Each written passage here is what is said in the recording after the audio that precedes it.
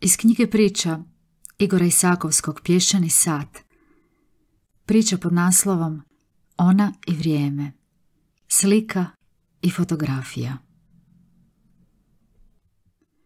Stablo je bilo suho, široke krošnje. Zrake uličnog svjetla bojile su ga u tamno narančasto. Vardan je stajao na jednoj od centralnih autobusnih postaja, gledao stablo i gledao kako se njegov dah penje u studenu noć. Prolazili su automobili, ali nikako da dođe autobus. Njemu je bilo svejedno jer se nikamo nije žurio, jer je bio dovoljno popio, jer je stablo bilo ovdje u centru grada kao urbanistički promašaj, ostavljeno pod jednom golemom banderom s narančastim svjetlom. Tamno narančasto. Potom magla poče dolaziti sa svim svojim atributima, poče stvarati auru na drvetu, sjenčati ga, osvjetljavati, sve to u isto vrijeme kao premještanje simbola po nemjerim dlanovima. Vardan izvadi fotoaparat, klikne drvo u crno-bijelom, pripali cigaretu i tada njegov dah pođe prema drvetu zajedno s dimom, nikotinom i maglom njegovog rodnog rada. Stajao je tamo kao neki izvjetreni mjesečar s dlanovima u džepovima kaputa, s cigaretom u ustima i dugom kosom posvuda naokolo. Kao slika zalutala iz drugog vremena. Nije mislio Vardan ništa posebno. Pustio je vrijeme da teče. Stiže autobus, on izvodi učeničku iskaznicu i stade u red. Držao je slikom naprijed. Na naličju je imao pečat za ovjeru i jednu fotografiju. Ukrao je tu fotografiju nekoliko dana prije toga, dok je obilazio neke od gradskih fotografa kako bi odlučio gdje će njegova generacija izraditi maturalni tablo. Nije se točno sjećao gdje je ukrao, ali ona je sada bila tu, pod plastičnim omotom naličja njegove iskaznice. Ukrao ju je zato što je djevojka bila nešto najljepše što je vidio. Njezina plava kosa savršeno se uklapala u plavilo pozadine fotografskog platna. Plava kosa padala u krupnim i slobodnim loknama, a njezino lice bilo bijelo i čitavo uramljeno u zlato i srebro kao neka sveta slika. I ona je izgubljena, potpuno zalutala u ovo vrijeme, pomisli Vardan dok je ulazio u autobus. Potom je sebi rekao da će naći, da će uskoro naći, da će reći što misli o njoj, što joj želi reći, obećao je sebi da će joj reći sve što mu je na umu i sve što je daleko od razuma. Ako je ona kao ja, ako je izgubljena u vremenu, tada će shvatiti i više od onog što će joj reći, idealizirao je Vardan kao da je izvjetreni mjesečar. No to sam već rekao. Put k njegovom domu bio je kao i uvijek, isti i jedan. Vardan je polako ušao u zgradu dok mu iz cipela otpadalo žuto lišće jeseni. Bio je kraj listopada, dan je bio tek započeo, on je dolazio na posao kao i mnoge dane prije toga. Kao i malo dana potom, nadao se. Nije to bio posao za njega. Svejedno. Pospan i namršten gledao je žuto lišće na pločicama poda, rekavši sebi da će se sljedeći put očistiti prije nego što uđe. I potom se počeo skidati penjući se stubama do ureda. Pod njim bljesnu nešto zlatno, lokne su bile tu. On nije želio vjerovati, no svejedno krene nazad jer je ona bila tamo ili neka koja nalikuje na nju do nevjerojatnosti. Bolje neka bude vjerojatnost, tupkao je nadolje stubama kao mamurni medo, ona je već prilazila vratima, on zastane na pločicama kada je ona izašla. Ovo je već previše za jedno jutro, pomisli Vardan, navuče jaknu i otvori vrata. Ona je išla brzo, prolazila je na sva crvena svjetla kao da je netko gonio, to nije bio Vardan. Stade trčati za njom, previše ovo za jednog pospanog majmuna kao što sam ja dođavola, ima duge noge i visoka je kao i ja dođavola, teško da ću je stići, tutnjilo mu je glavom i odjednom zastane. Nije znao što bi joj rekao. Ne možeš je tek tako zaustaviti na ulici i reći joj da si njezinu fotografiju čuvao godinama bez obzira na to koliko je ona izgubljena u vremenu i koliko god da bi te mogla razumjeti. Čak i da razumije više od onoga što joj govoriš, ipak se može uplašiti, a tada možeš komotno zaboraviti na sve, bez obzira na to što ničeg komotnog nema u tome. Prijatelji su ga ismijavali zbog te slike na njegovoj iskaznici. Izmišljali su razne šale, zezali ga svim mogućim sredstvima i instrumentima. Služio me ponekad kao ventil, no nijedan od njih nije znao djevojku na fotografiji. Nijedan. To je bilo poražavajuće jer su bili kao banda, 40 skoro punoljetnih muvala koji su krstarili gradom tamo amo. Svi su poznavali mnogo ljudi, ti su ljudi također znali mnogo ljudi i tako dalje. No nitko nije znao za nju. Kako bilo, nitko nije ni pitao za nju. Ako se isključi Vardan, koji pitao samog sebe. Ponekad mu se činilo da je traži samo radi toga što se zarekao da će je naći. Onda je ponovo spoznavao da je u njoj dio smisla ovoga svijeta. Ako mi intuicija laže, neka sam proklet, mislio Vardan. Uopće, on je bio jedan ne baš razuman mladić, sklon romantici i idealizaciji. No to sam već rekao. Putovi po gradu bili su mnogobrojni, od žurke do žurke, od bara do bara, no svi su vodili u veliku samoću. Jednu i jedinu. Jer je bila njegova. Nije imao smjelosti nikoga pitati za nju. To bi bilo kao da sve otkriva. I što treba i što ne treba. Više što ne treba. Pušio i izurio kroz prozor, sunce je sjalo, jesen je bila tu sa svim svojim bojama, s bolima i čežnjama, raspuslana po cijelom gradu i vjerojatno preko njega. Sve su stvari bile tu, čak i on bio tu i ona je nekad bila tu, a sada nije. Sa svojim dugim nogama i vitkim stasom prelazi preko svih crvenih svjetala, tko zna kamo. Barem ja ne znam kamo, pomisli Vardan češkajući se po bradi, potežući se za nos. Još duhana, još više duhana, trebam biti budan da bih vidio kad će se vratiti.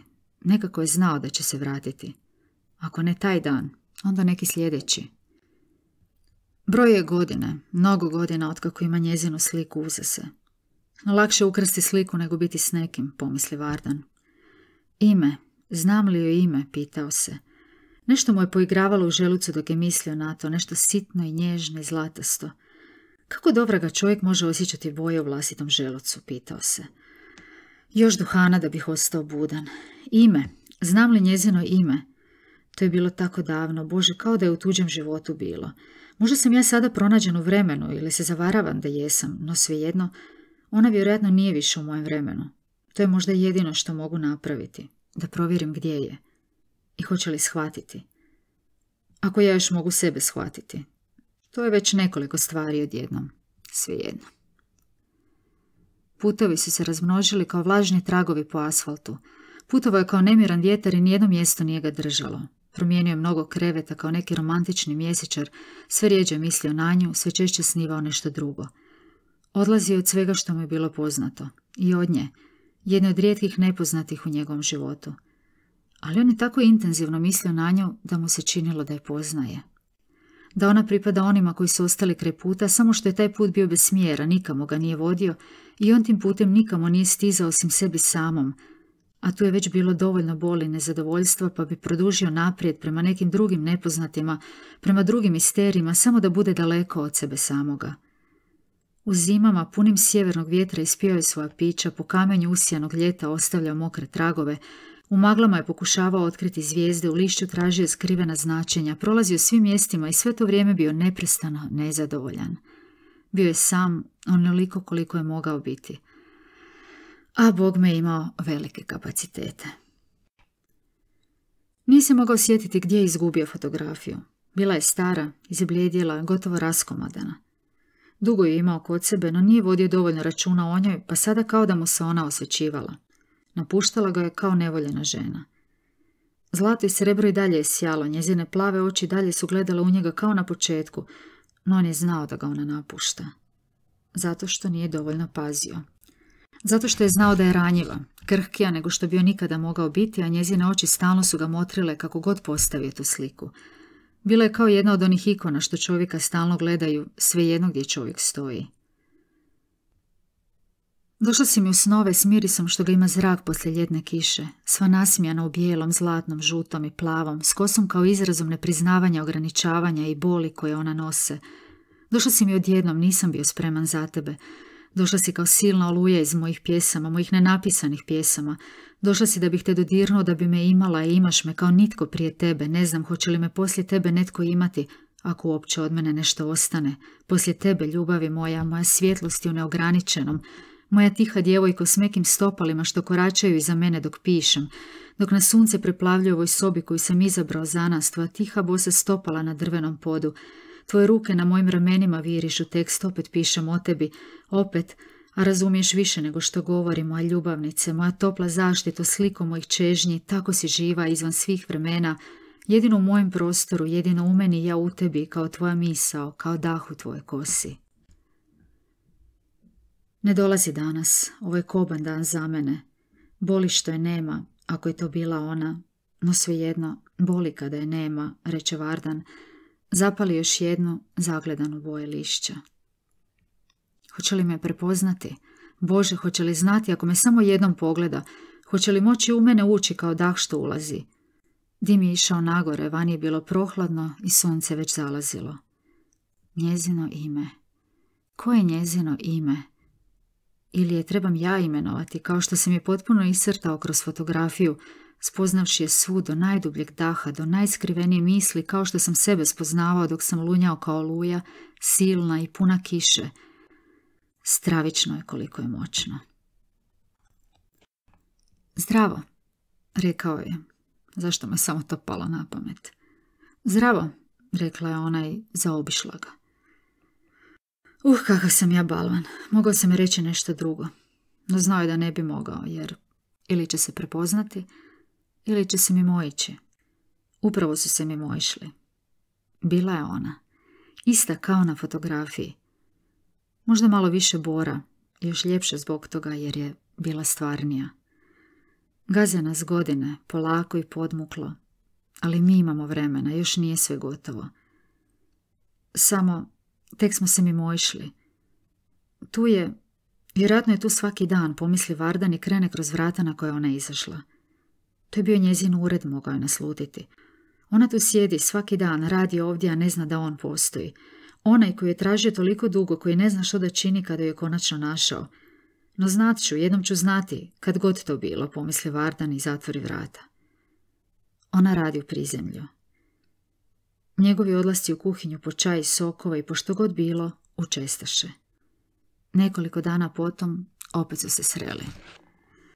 Mimoilazim se sa svojim razumom kao sa starim prijateljem koji to više nije, mislio Vardan dok je vlak tutnjao pod njim i kroz podne. Pogledom je prelazio preko ogromnih ravnica zasutih žutim i tamno smeđim. Opet jesen, opet sam, nikako usamljen. Zašto bih uopće bio s nekim? Nova putovanja postaju sama sebi cilja, ja nikomu ne želim služiti, mislio dok je dodirivao naraslu bradu na licu.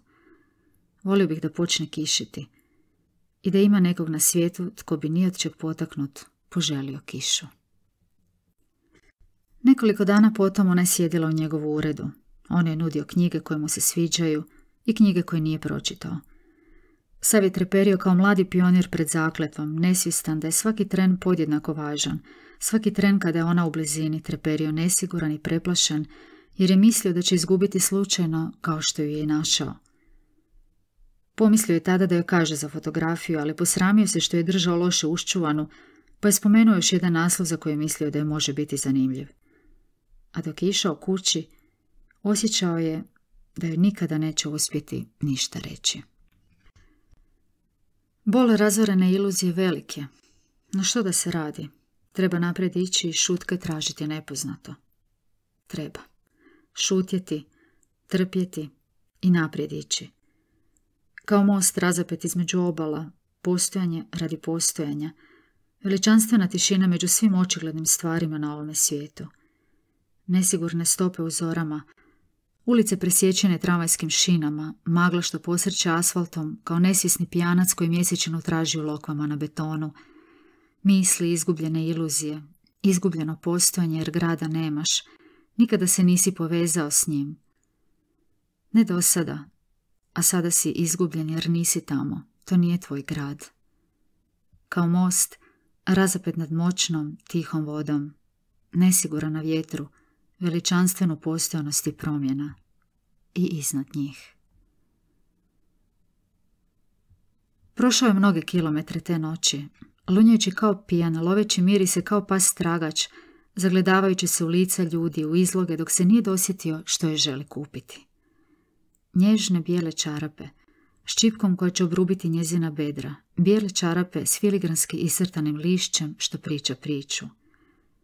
Čarape kojima mu može vezati ruke ili ga zadaviti.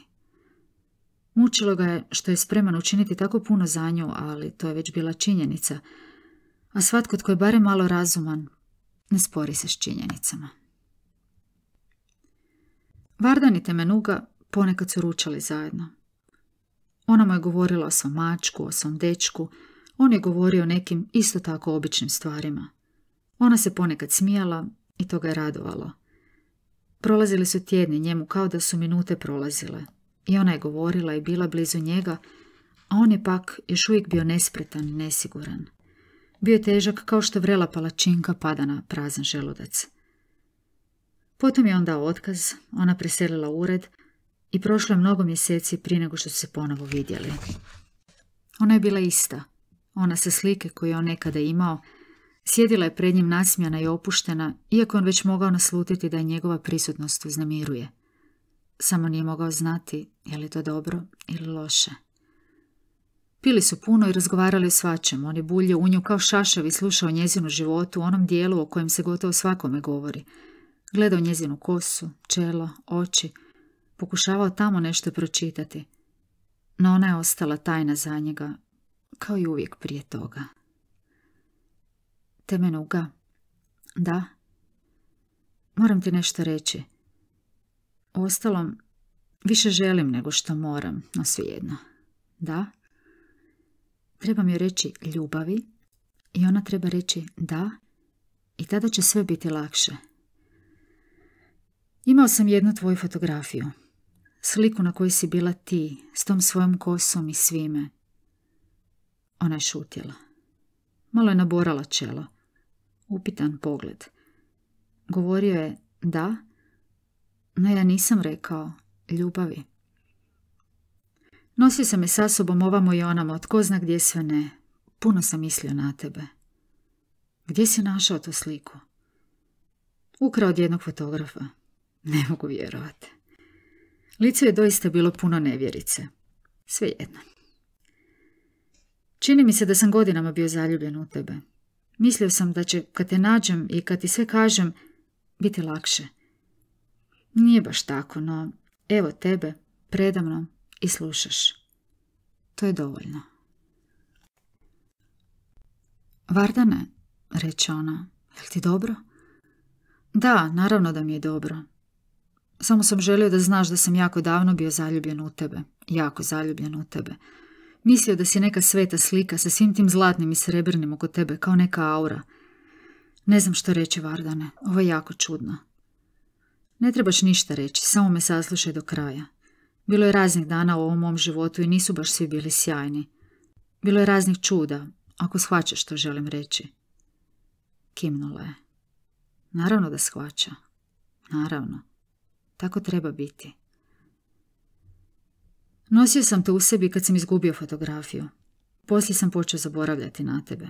Poslije sam te opet vidio, ali tada si se kretala. Kao da sam sanjao, nisam znao što da učinim za tebe. Činilo se da tebi ništa ne treba. Bila si nekako, kako da ti to kažem, kao lavica poslije lova. Zadovoljna i moćna. I mirna, jer imaš sve što si poželjela. A meni se činilo da nemam ništa i da ti ništa nemam za ponuditi. Malo sam se razočarao jer sam mislio da ćemo se prepoznati kada se vidimo. Zato što sam te ja izabrao između svih onih fotografija, a poslije sam shvatio da si ti izabrala mene.